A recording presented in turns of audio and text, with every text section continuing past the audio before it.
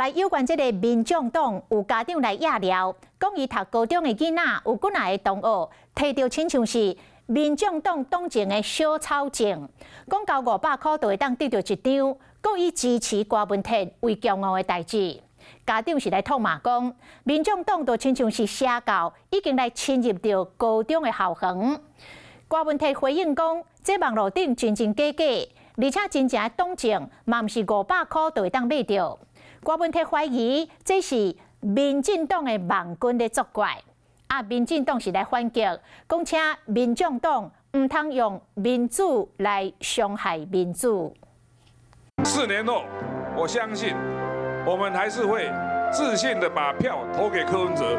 把票投给台湾民众党。对大概支持者话讲，4年后过来，民众党主席郭文铁2024年总统的大选虽然失败，气势不减，即马有网友讲，民众党已经进入校园啊。一度写台湾民众党要有党员的编号，民众的专业写讲有收到读者的来函，因后生今年16岁。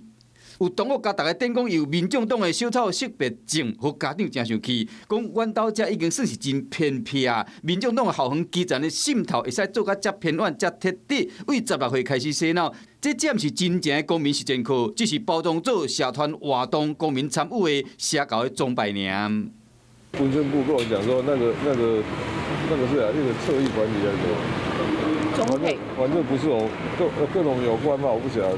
网络世界哦，真真假假，常常那个有很多是要反串来害我们的。民众党定前讲，都是所谓的党证无悠悠卡的功能，而且1月份的证根本还未做出来，嘛提出民众党的实体党证，强调讲唔是500块就一张，更加讲这是民进党的网军在散布假消息。民进党政府之所以流失了这么大量的青年选票，但在选后还对于青年有这样子一个认知的作战，所以是不是说因为得不到了年轻人的选票，就必须要回头来贬低跟污名化呢？这个是我们的疑问。我想这是家长在反映目前社会的现象以及普遍的忧心，请民众党不要再利用民主来伤害民主。2024年的大选真激烈，和外界对着4年后总统的选举有真侪猜测，更加产生各种的话题。